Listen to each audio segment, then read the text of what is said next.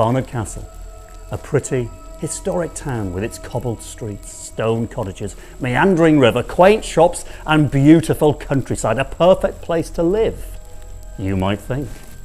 Well, think again. This town holds a dark, grisly secret, a secret of countless murders, suicides and fatal accidents, bringing many of its inhabitants to an early, tragic, often brutal and very bloody end. Within yards of each other, numerous deaths have ranged from tragic drownings, poisonings, self-mutilation, plummeting from great heights, hangings, being crushed, flattened or burned to death, to even being shot through the head with a crossbow bolt. But is death the end?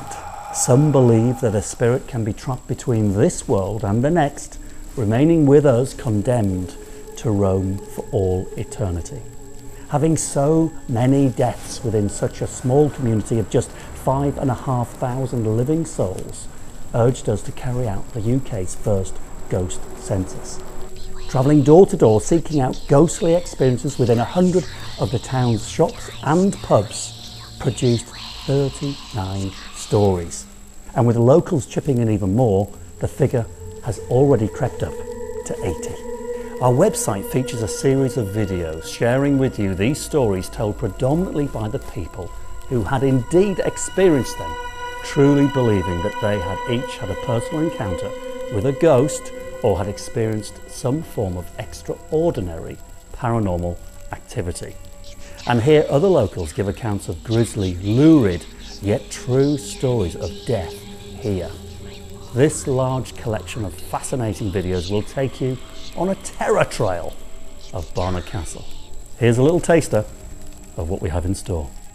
They found the body crouched in a closet with the feet completely burnt off. And it was orbs, basically, that's what I could describe them as. The knife had penetrated more the direction of the root of the tongue. Everything on your body went up, the hairs, the hackles, everything. His right leg was hanging on by a bit of skin. The wall would shake. 2 men were on the Durham side of the bridge. They were carried off and drowned. It felt like somebody had sat across my chest. In the scuffle, he was stabbed. Each time with that creepy grin across its face. Discharged the crossbow and it hit Eustace in the forehead. She said, well, she just walked through the wall. 35 men were either killed or seriously injured in the fall. The door bashes open and I hear the security chain swinging against the wall. And I think along the way it's picked up 1 or 2 ghosts. And he was kind of like quite hazy. Something strange was happening. And I saw a dark hooded monk float into the bedroom. The cheekbone was ground and battered.